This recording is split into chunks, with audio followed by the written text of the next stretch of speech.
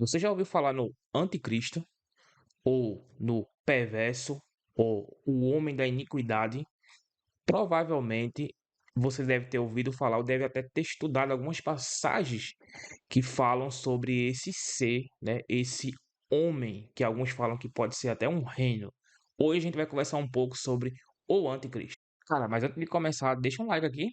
Deixa um like, compartilha esse vídeo, porque eu tenho certeza que ele vai ser bem útil para o seu conhecimento bíblico, né? Você que ensina, que você que estuda e você que quer aprender um pouco sobre esse tema. Eu tenho certeza que ele vai ser útil. Então, compartilhe, dá o like, se inscreve no canal, né? Eu demoro a colocar vídeo aqui, mas quando eu coloco os vídeos são bem interessantes.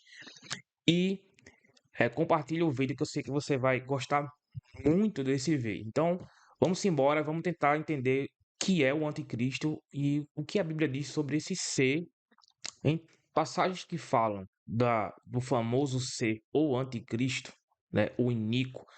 2 Tessalonicenses, capítulo 2 e adiante, Mateus 24, versículo 15, Daniel, capítulo 9, verso 25, e uma alusão, né, interpretativa de Daniel, capítulo 7, junto com Apocalipse, capítulo 13. Todas essas passagens falam de um suposto anticristo. Porém, a passagem que dá mais destaque, mais clara e óbvia para os estudos é 2 Tessalonicenses capítulo 2, o capítulo inteiro, ok? Porque essas passagens que eu falei, Daniel capítulo 9, verso 25, Mateus capítulo 24, verso 5, junto com seus paralelos em Marcos 13 e Lucas 21, não está muito claro se ali há uma alusão a esse iníquo, né? Esse ser, esse anti-messias que vai vir ou veio, né? A gente vai observar em detalhes alguns pontos desse ser. Aquelas passagens elas são temas de debate muito acalorados sobre qual é o real significado dessas passagens. Por quê? Porque essas passagens, né? O anticristo, o tema anticristo, ele envolve algo escatológico. A escatologia é a doutrina ou a linha de estudo que observa, né, e tenta montar o quebra-cabeça das últimas coisas, ok? Então, o anticristo é tema das últimas coisas, do fim dos tempos, né? Da, das coisas que vão acontecer ainda no fim. Porém, a gente vai observar, antes de analisar em destaque a passagem de 2 Tessalonicenses capítulo 2, vamos analisar o seu contexto. Não adianta a gente tentar entender um texto escrito há 2000 anos atrás, né, com a nossa visão de mundo que a gente tem hoje.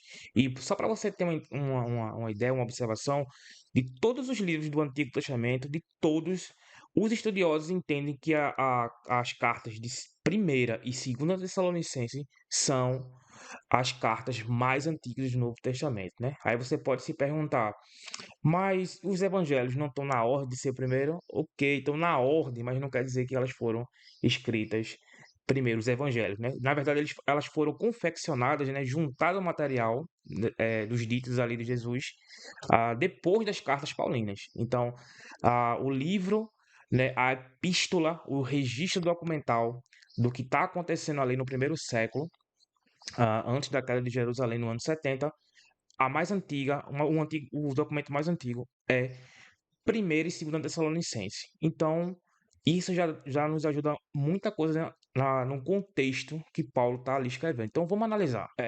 Espero que você esteja aí com a sua Bíblia, né? Eu vou abrir, estou com a minha Bíblia aqui, mas eu vou abrir também aqui a NVI, no capítulo 2. Gosto de estudar com a NVI. Ah, aqui, vamos lá. A partir do verso 2, ok? Segunda Tessalonicense, capítulo 2, a partir do verso 2. Eu vou ler, vou destacar, vou explicar o contexto histórico para você, o contexto histórico e cultural dessa carta. Ah,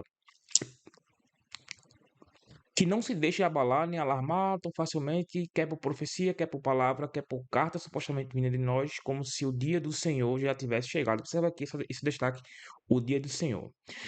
Ah, não deixe que ninguém os engane de modo algum. Antes daquele dia, ou seja, o dia do Senhor, está retomando, virá a apostasia. Marca essa palavra apostasia. E então será revelado o homem do pecado, o filho da perdição. Verso 4. Este se opõe e se exalta acima de tudo que chama de Deus, que se chama Deus, ou é objeto de adoração a ponto de se assentar no santuário de Deus, proclamando que ele mesmo é Deus. Observa isso aí. Não se lembram de que quando eu ainda estava com vocês, costumava lhes falar essas coisas. Olha que interessante, que privilégio os tessalonicenses aprenderam com Paulo ali naquela época. E agora vocês sabem o que está detendo. Isso aqui é um outro tema bem polêmico, para que ele seja revelado no seu devido tempo. A verdade é que o mistério da iniquidade já está em ação, restando apenas que seja afastado aquele que agora o detém. Então será revelado o perverso, a quem o Senhor Jesus matará com o sopro de sua boca. Olha como para Jesus ele não é nada. E destruirá pela manifestação de sua vinda. A vinda desse perverso é segundo a ação de Satanás, com todo o poder, com sinais e com maravilhas enganadoras. Até aqui o verso 9. Preste atenção.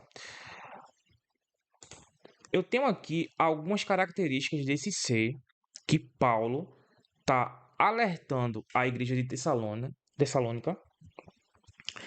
E é a segunda carta que ele escreve, provavelmente entre o ano 50 e 60. Isso seria como o documento mais antigo do Novo Testamento. E ele está tentando corrigir algumas coisas que eles tinham na mente deles, de acordo com a primeira carta de Tessalonicenses, que era a vinda do Senhor ser muito iminente.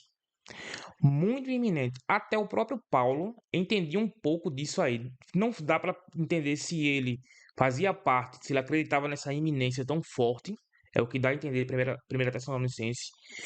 E segunda Tessalonicenses parece que ele corrige isso, tanto da sua audiência quanto de si próprio. É difícil entender isso aí. São temas são detalhes que envolvem um entendimento melhor, né, sobre isso. Só que, como Tessalônica, ela era uma colônia grega, os tessalonicenses eles tinham a mente grega. Então, eles entendiam que o dia do Deus que eles cultuavam, os deuses pagãos, seria muito iminente, a chegada do dia do Senhor. Como eles se converteram, né? Paulo está tentando corrigir essa cultura que eles tinham. É muito massa a carta Tessalonicense. Só que aí Paulo vai falar de um ser que, observe que, cadê aqui? Antes, deixa eu ver aqui. Este se põe acima de tudo. Antes daquele de virar apostasia. Veja só, antes de falar o que é apostasia, você tem que entender que anticristo, esse prefixo anti, em grego e também em português, significa contra, né? Contra ou no lugar de. Em grego tem um outro significado, no lugar de, né? Anti, contra, né? E em grego, contra ou no lugar de. Ou no lugar de. Então, no lugar de Cristo ou contra Cristo. 1 João também vai falar sobre isso. Agora, só que o interessante é o seguinte. Ele fala aqui, ó, no verso 3, antes daquele dia virá a apostasia. Aquele dia era o tema da carta anterior, que ele está continuando falar do dia do Senhor, porque os Tessalonicenses, e eu aqui abro parênteses aqui, entendo que também Paulo pensara que o dia do Senhor estava muito eminente, né? É como se eles acreditassem que Jesus voltaria ainda no primeiro século, ok? Bom, eu não sei se ele pensou assim. Dá a entender que primeiro Tessalonicenses ele pensa assim e ele corrige isso, principalmente da sua audiência. Mas o assunto aqui não é esse, embora envolva essa perspectiva do dia do Senhor. Então é o seguinte, não se deixe enganar. Ele fala de uma apostasia. Antes de levantar o iníquo, né? Em grego tá anthropos, né? Que é homem em grego, né? Ele é um homem, né? Alguns defendem que ele seria um reino. No texto original, ele é homem mesmo, ok? Não é um reino, não é um conjunto de seres. Enfim, ele fala que vai levantar a apostasia. Veja só, para levantar a apostasia, Aqui, ó. Não se deixe que ninguém os engane de modo algum.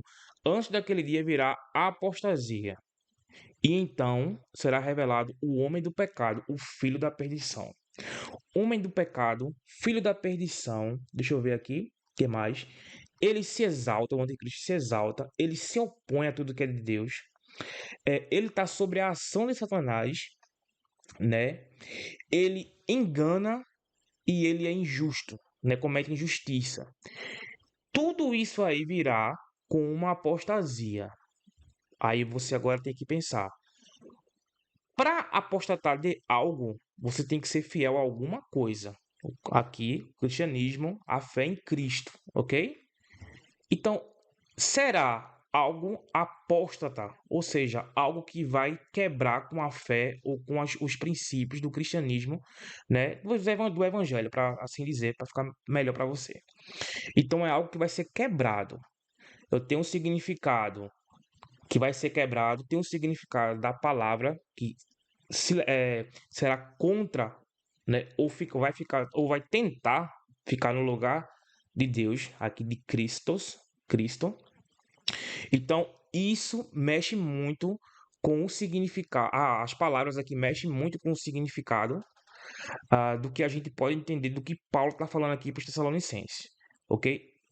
E com essas características desse homem, né? Desse Nico. Agora, pegando um pouco, aqui você está vendo um pouco do contexto da carta aos Tessalonicenses, você está observando um pouco do significado de algumas palavras, e a gente está refletindo sobre as características desse iníquo. Agora eu queria fazer uma característica cultural, queria mostrar um pouco, queria falar um pouco sobre a característica cultural. A gente falou dos gregos, mas a gente também tem que falar dos romanos, sobre esse iníquo, esse homem da perdição, né? Esse ser que se exalta, esse homem que se eleva em tudo que é de Deus, que quer ficar no lugar de Deus, quer estar no lugar de Deus.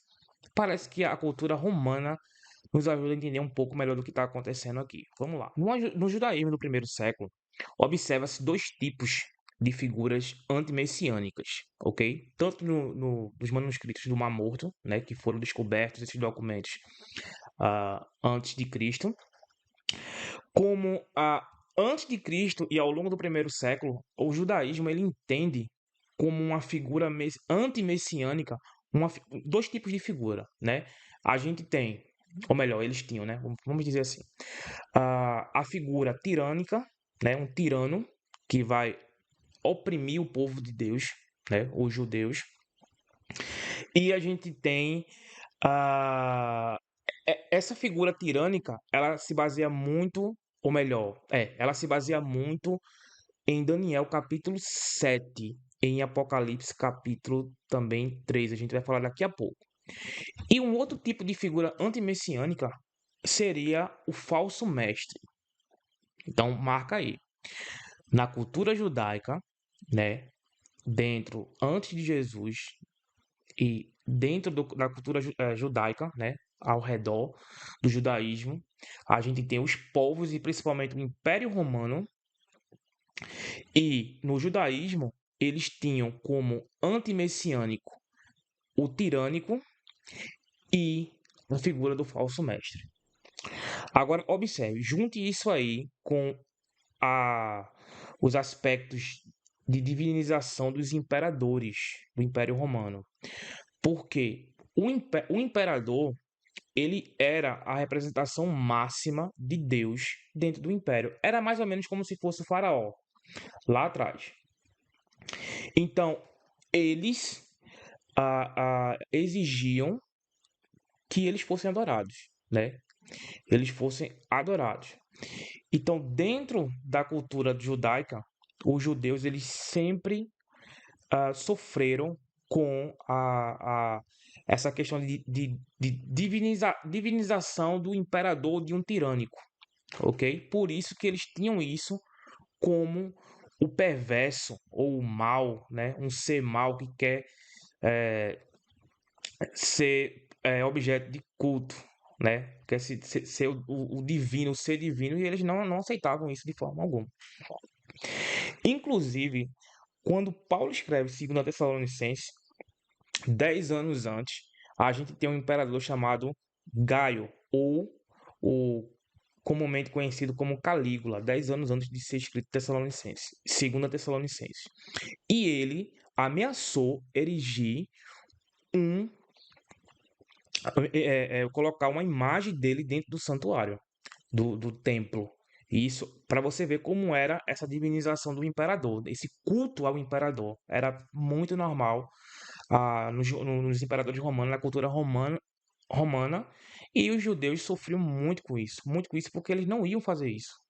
Eles não iam. Então, isso dá para a gente entender um pouco do que é essa questão do perverso, do homem iníquo, né? Da perdição, e que tenta colocar aqui, como você vê no verso, cadê? 2 Tessalonicenses.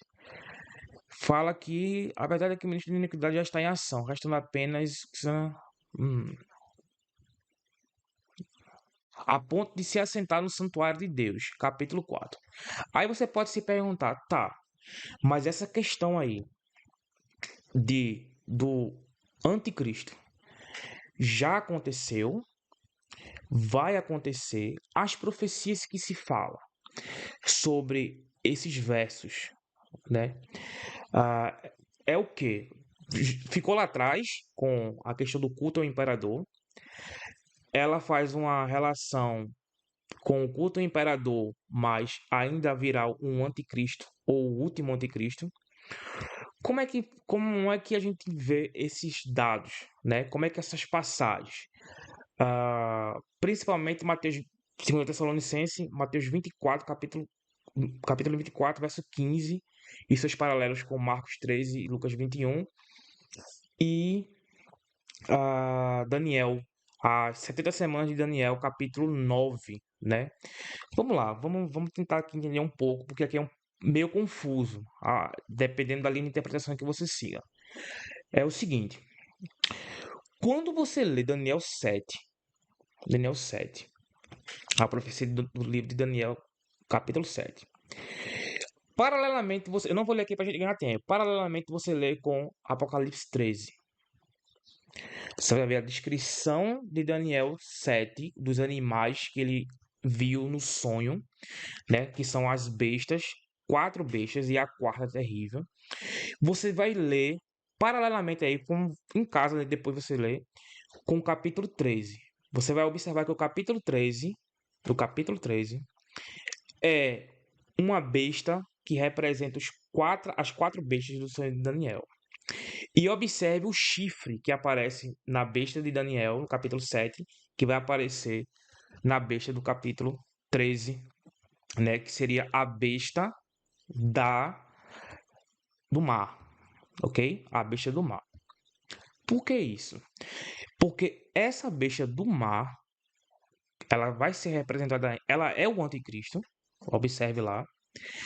E como eu falei da cultura judaica, que tem um poder tirânico e um poder falso, né, um falso mestre, um falso profeta, que Jesus alude também no capítulo 24, essas bestas, elas são separadas no capítulo 13 de Apocalipse, ok? A besta do mar, a besta do mar é o anticristo, e a besta da terra é um falso poder religioso, ok? Você está observando que a gente entra em escatologia para você entender se é futuro ou não. Eu entendo que é futuro essa parte que relaciona o capítulo 13 de Apocalipse com o capítulo 7 de Daniel, porque ali ele teve uma visão do que ia acontecer em toda a época.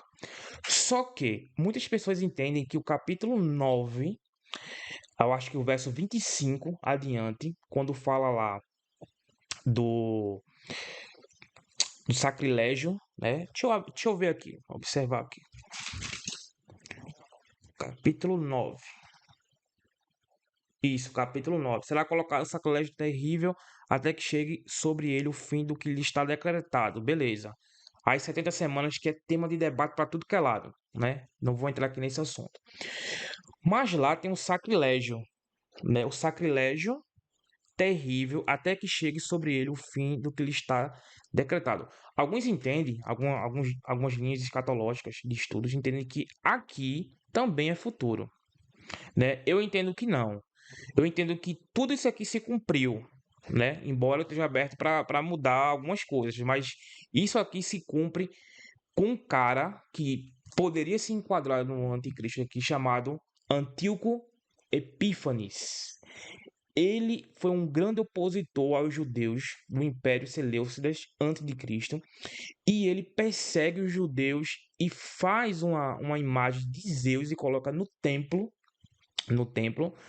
ah, no templo lá e faz para fazer um culto. Então, esse sacrilégio aqui, ele se cumpriu, que Daniel fala, com a colocação do, da imagem de Zeus por esse anti-messias ou anti-judeu, né? Que a gente poderia enquadrar, assim, ele.